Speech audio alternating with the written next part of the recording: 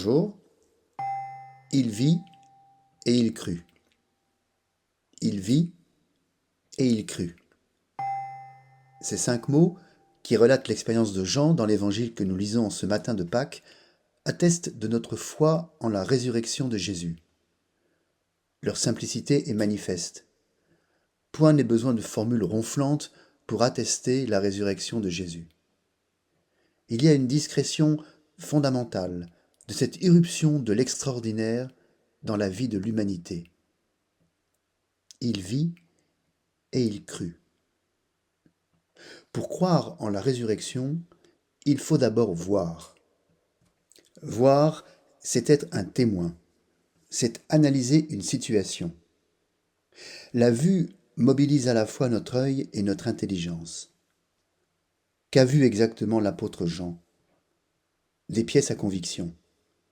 La pierre du tombeau qui a été roulée de côté, les linges qui entouraient le corps de Jésus, le suaire qui avait recouvert sa tête. Tous ces objets sont le signe d'une disparition. On peut dire, sans forcer le trait, qu'il n'y a rien à voir dans ce tombeau, puisque le corps de Jésus a disparu. Pourtant, c'est parce qu'il a vu que Jean peut changer de perspective et se mettre à croire. Croire, c'est relier tout ce qu'il avait vécu sur les routes de Palestine avec ce prédicateur itinérant, avec ce qu'il a désormais sous les yeux. Croire, c'est comprendre, dans une espèce de fulgurance, que le Christ a définitivement vaincu la mort, et que l'absence de son corps dans le tombeau est le signe de sa présence effective de ressuscité. On comprend alors que cette foi nouvelle de Jean en Jésus, maître de la vie, a fait basculer en un éclair toute son existence. Croire en la résurrection nous relie en effet à la vie éternelle, nous établit dans la vie éternelle. Notre vie terrestre se trouve soudainement orientée vers ce mystère d'amour que Dieu nous propose.